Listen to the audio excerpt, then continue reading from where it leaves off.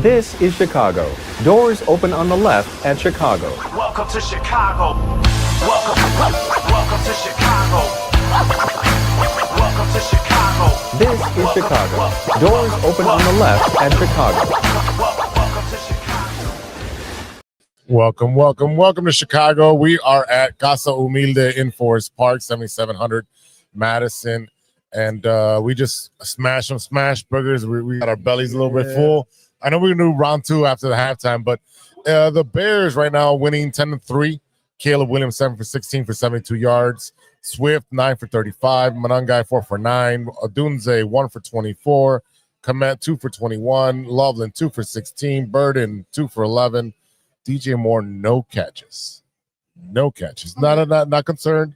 But again, this is a game that the Bears continue to leave points on the board. 3rd and 1, they're going for the pass right before the half. It should have been a run. You have 2 timeouts. How many weeks has this been? And it's just it's frustrating. And I'm just gonna say because every week you hear me, Jose. Yeah. Every week I'm like 3rd and 1. Why aren't we running the football? Manungai. Why are we in shotgun? Give it to Why Manungai. is Manungai not in there?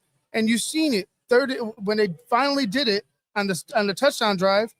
Touchdown scored by Manungai. He ran. I'm telling you, he ran people over. Well, who got that first down? It doesn't matter. That was Caleb. Right, Caleb. But what I'm talking about is running the football conventionally. Oh, yeah. Absolutely. Conventionally and short yardage. You should have ran the football right there before the half, got the timeout immediately, and tried to get in the field goal range. And you didn't do that. And that shit is frustrating, man. There's a lot of times where he doesn't take the shit that's right there in front of him.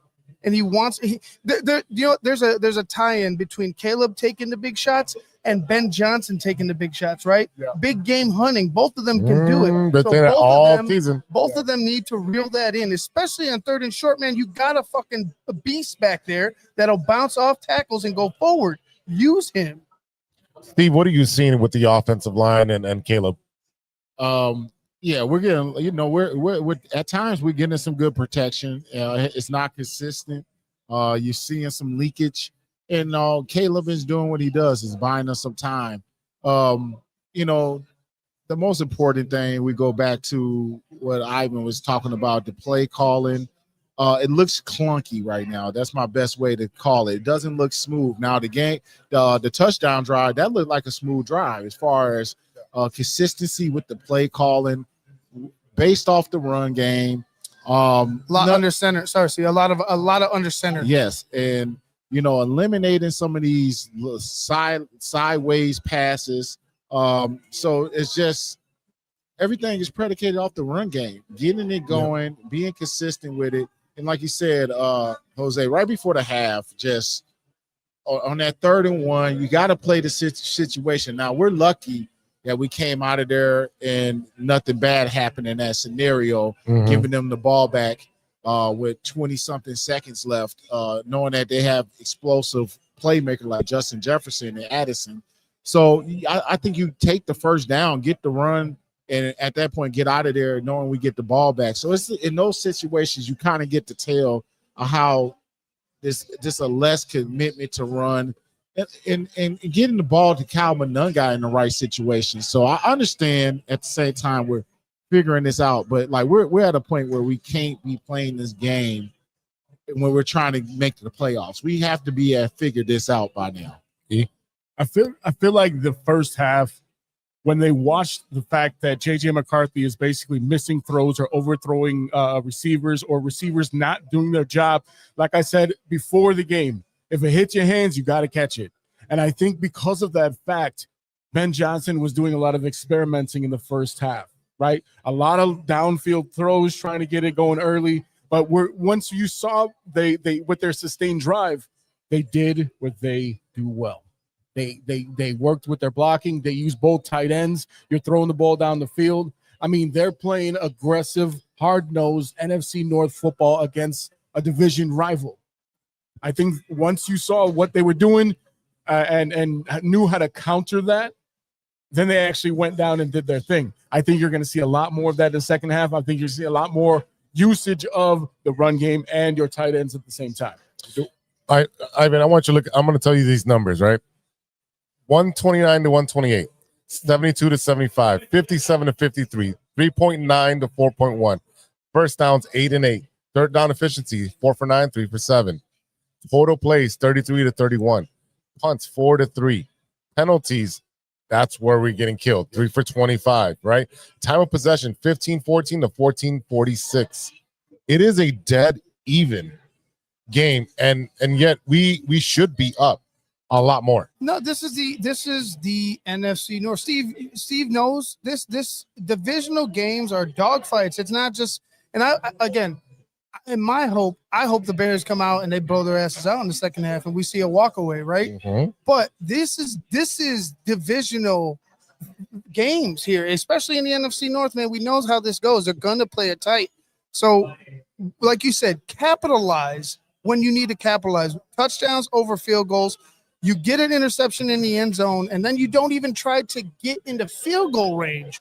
That shit is just it confuses me because it's like, all right, here this guy big game hunts, but then all of a sudden he doesn't even want to go and try to get into field goal range before the half. So again, this Bears team, I've said it all year, isn't complete, but you're in a football game with the lead against a division rival that you need to put away, and you have an opportunity once again in this second half.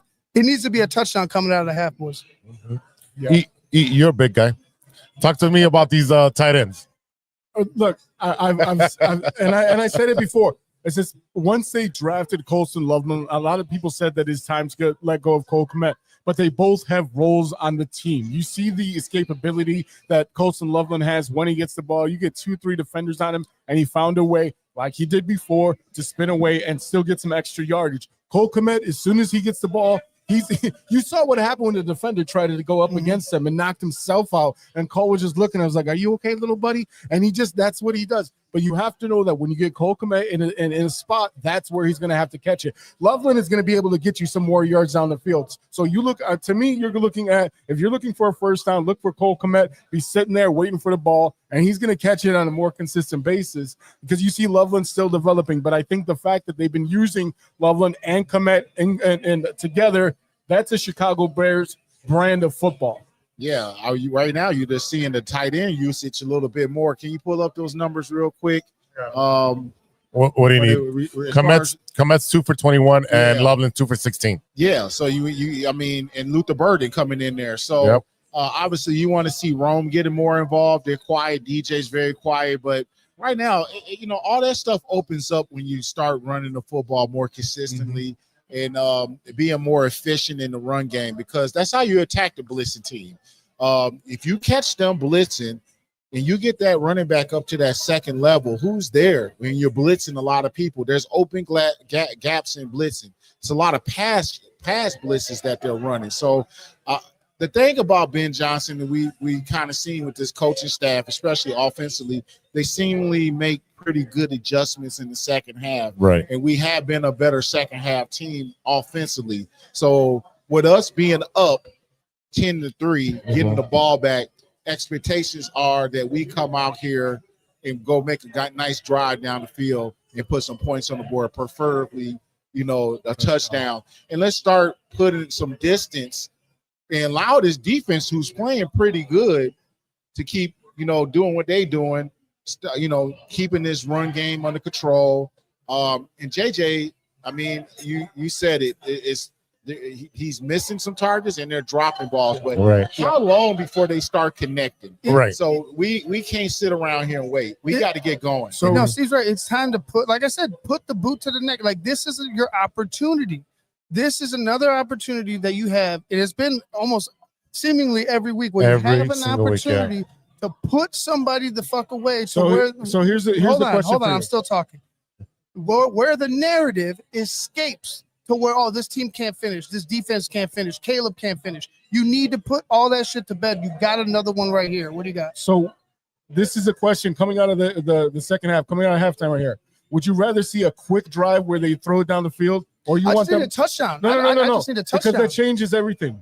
If you throw the ball down the field quick, right? And now you're trying to get the ball back right away. Or are you trying to sustain that? Because that's the thing is that the Bears do well is that when they have long sustained drives and they eat up the time, I would rather see that than see something flashy right away. If they could, I just want them to put points on the fucking board. That's period. Like if it's a long sustained drive, awesome. If it's a DJ Moore I'm gonna tell touchdown catch, perfect. But all I need is them to score, put the ball into the end zone. That's it. That's how you put a team away. You're putting pressure on JJ McCarthy, who's already thrown 2 picks. And I said, you put the pressure on the kid, he's gonna make mistakes. Yeah, and that's what he's been doing. That's what you got to do. This whole thing is real simple. I think we're all getting away from the run the ball. Run the ball, and then we pass the ball play action. And that's your long sustained drive. Yeah, and take our shots. We play off the play action.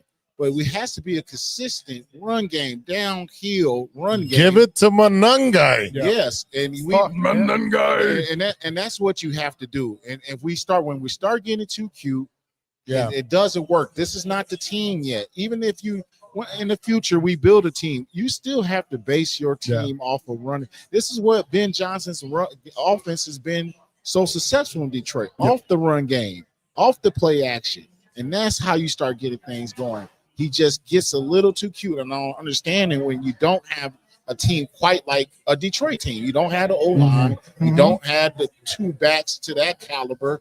You don't have a St. Brown.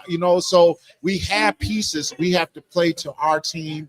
Right now, the tight ends are high. Luther Burden is high. Let's keep playing to those, but those are based off of play action and running the ball. Again, I don't think he's overplaying his hand, but I think he expects this offense to be taking steps that it's just like maybe it's a half a step instead of a full step. You know what I'm saying? Because right now they look like the Detroit offense where they could just line up in shotgun and work because they have the protection. You don't have, like Steve said, you don't have that. So you got to utilize the conventional run game under center and then bounce to the play action. That's what it is. And that's what I was talking about, a long sustained drive to start the second half of the game. Eat up most of the third quarter, and then you put even more pressure on JJ, who, like you said, already has the 2 interceptions. And I'm looking for CJ Gardner-Johnson for another sack this game. I hope. All right, keys to the game real quick before we jump off. Ivan, second half. Second half, get pressure. Score first, coming out of the half, score the football. Defense, get pressure on McCarthy. You got to run the ball. Manungai, give it to Manungai. You have to start off the first the first drive of the second half with a touchdown, period. You get that touchdown, you really put them on notice and let them know, hey, we're coming for your neck. Steve? Just got to make a statement right here. Coming out this first drive, got to make a statement, put points on the board, and then let's play ball. Let's play off that. All right, boys. We're going to be back for the post-game show. We're at Casa Humilde, 7700 Madison Street. So stay with us for the post-game show.